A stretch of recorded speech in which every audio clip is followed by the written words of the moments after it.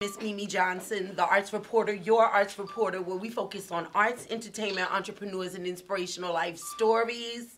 I have got a most fabulous, fabulous human being here who her family is 7 generations of quilts.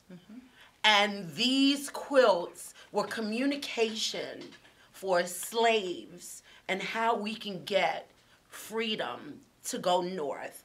The Underground Railroad quilt lady, Yes. Miss Teresa Kemp. How are you? I am great. Oh, Let's talk about your book real quick. Let's talk about that. This book is written by Jacqueline Tobin and Raymond Dobard about my family working on the Underground Railroad, sewing African patterns and prints into quilts that were messages. Yes. So today what I did is I brought one of the quilts used on the Underground Railroad, which is this one. Beautiful. You're not supposed to touch it, but that's Okay. okay. No, I'll tell you why. Okay. It looks like it's a fairly new quilt, but once you look closely, you see how it's shredded? Yes, yes. Any place you see the red and white, Yes. the fabric's disintegrated. Any place you see the brown, the same.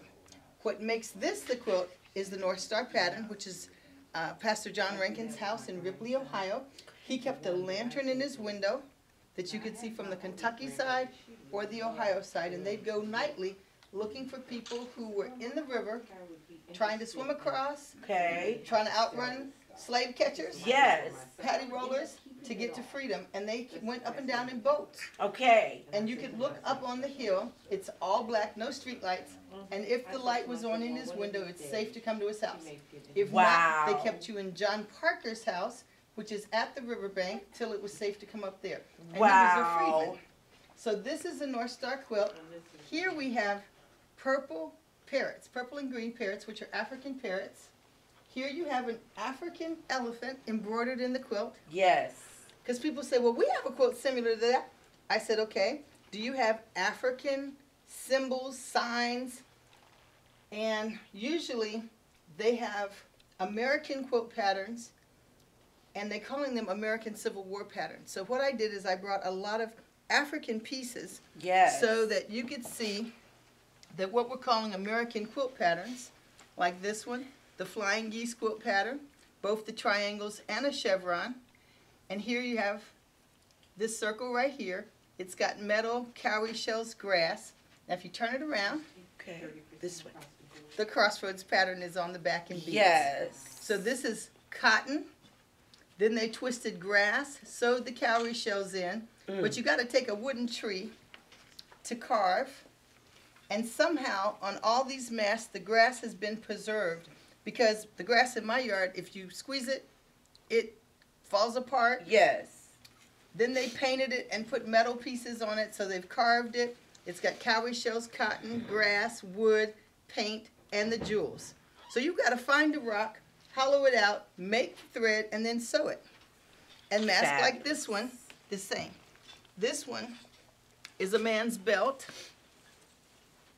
My children were being taught that African people were illiterate, unskilled, pagan, and poor. All people came from Africa, all complexions, all colors. But here in America, I haven't found that taught. So I try to balance history. And here you can see the patterns that we're calling quilt patterns, the flying geese, alligators. And what I like about this one is when you turn him over, it's hand woven, each of the strips. I can put my finger under these little pieces. How old is this piece? This one is from the early 20th century, so in the early 1900s. Wow. They hold up really well, but this would have been a belt that a man wore. Okay. And the belts tell about your families. We have some where he's got 3 lions in the face of father, grandfather, great-grandfather. Yes. This one also Yes.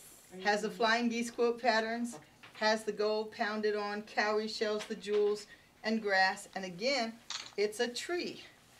And so sometimes when I go places, people say, oh, Miss Kemp, those are reproductions. I said, if you know anybody who can run, catch a hyena, kill it, skin it, and put it on there tail to head. Wow. This is a standing cowrie shell flower, which is very unique and beautiful. It's one of the prettiest designs. I've seen lots of cowrie shell masks. Yes. I've seen lots of cowrie shells, but they stood them up on end to make the design, as well as sew them in, and the beads. And sometimes It's got nails in the metal pieces, and anytime I take a nail and I try to pound it into wood, it splits. So it's painted, dyed, Wow, and then yes. the grass, you can see the grass is not flaking, it's been treated. Yes. And under here's another pretty couch, I will show that one off. Yes. So the people were highly skilled. They could read, they could write, they had Torahs, they had scriptures, they have libraries, they have books in Timbuktu from all over Africa. Okay. And unlike what my children were being taught here, all people came from Africa, all different complexions. Yes. Right. Here, this is a, I'm gonna tip it this way. Okay. You can see it's got two different colors of wood. Yes. We can't try and scratch it. No. It's almost like marble. An ironwood. Yes. Like a stone wood. It is. Uh-huh. But both complexions, both the blonde and the black wood, grow in the same tree. Wow. So I always felt if they could get along in the tree, then people can get along too. Yes. We just need to work on it. Yes, I love that. I love that.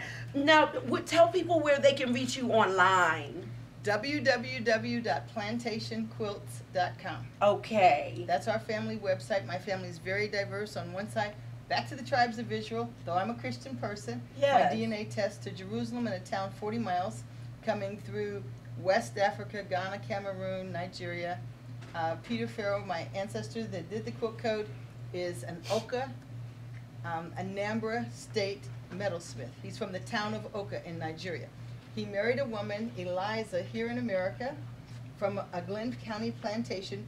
I have copies of the wills here, Okay. and both of them are named in the wills, and what's very unique is they could keep the proceeds of their labor for their own benefit all the days of their lives. In Africa, he was an itinerant metalsmith traveling within 150 miles of his family's village.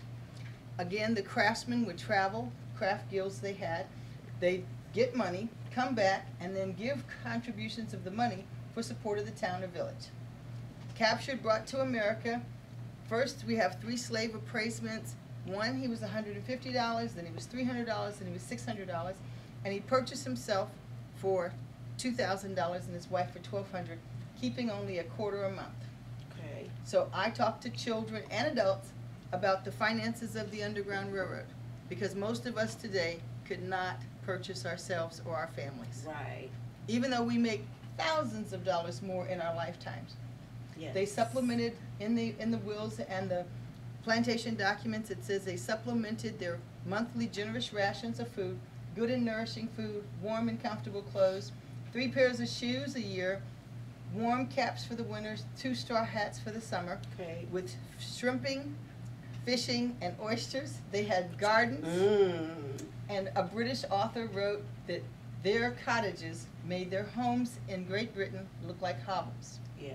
They had absentee owners 6 months of the year on the Glenn County, Georgia plantation due to yellow fever and malaria. Okay. So the owners would leave and they governed themselves. He continued to travel and do metalsmithing 6 months of the year. Then he'd come back to the plantation and share the proceeds of his labor with the plantation owner. And there are 2 wills, 1844, 1858. In 1858, when the second owner died, I believe he didn't think he was going to go to the same type of slavery. So he purchased himself and purchased his wife and continued doing slave escapes. They were multilingual in Africa. They were multilingual here.